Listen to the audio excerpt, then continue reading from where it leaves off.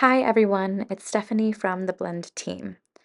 In this video, I'm going to give you an overview of Blend organizations. With an organization license, you can bring together all of your teachers within Blend so that you can save time by sharing resources for your lesson planning. In this video, I'm going to show you how to manage the members within your organization and how to add your decks and playlists to the shared library that everyone can access.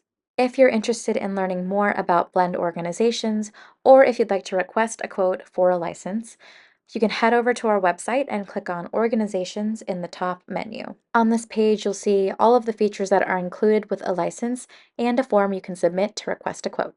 Great! Now let's take a look at Blend organizations. Once we've set up your organization, you can manage it from the Blend Reading website.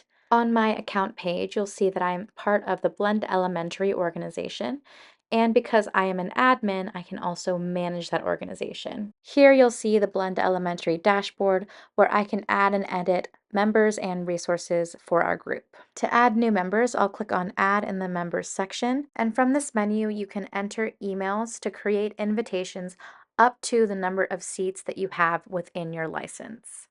So I'll just start adding new members to my organization.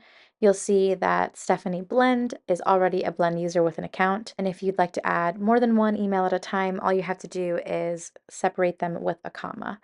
And you'll see here that Nyla and Rusty do not yet have a Blend account, but they'll be prompted to create their accounts once they receive the invitation. Once I click Submit, each of these users will receive an email invitation to join this organization.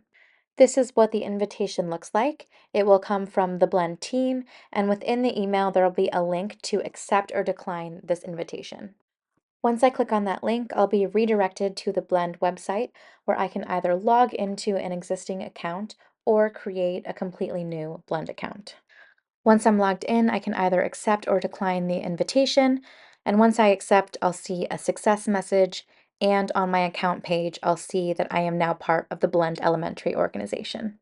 Once a user accepts the invitation, you can then remove them or promote them to an admin role as well. Let's see what it looks like within the Blend app when you're part of an organization. Now that I'm an organization member, I also have access to all of the Blend Pro features. And on the decks and playlist pages, you'll see menu items to select the Blend Elementary library so you can access all of those resources.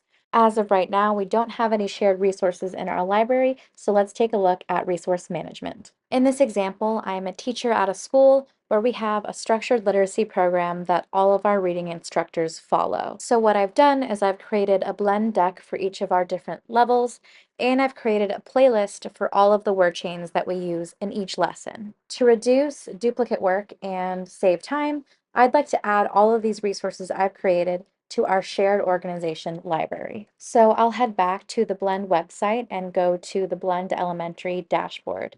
As an admin, I can now add organization decks and playlists that everyone will have access to. So I'll click on Add in the Decks section, and here I can select from all of the decks that I have in my personal library that I'd like to share. So I'll just select all of them, except I don't want to include Latin roots at this time. And now you can see that you have all of these decks in the shared library and you can rearrange them to your liking. I'm going to do the same thing for playlists now. I'll click on Add and then select from the playlists in my library that I'd like to share. Everything in lesson 1 I'm done with, but I'm still working on lesson 2, so I'm going to not include those. Awesome. Now we have these resources in our shared library that everyone in the organization can access.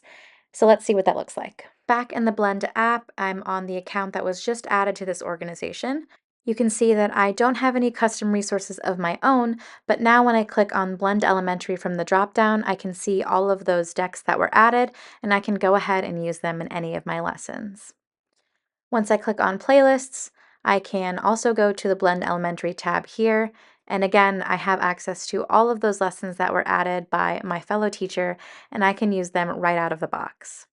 Whether you're part of a large school district or a small tutoring organization, being a part of a Blend organization gives you the tools that you need to save time and collaborate with your fellow teachers. I hope this video was helpful in giving you an idea of what you could do with a Blend organization.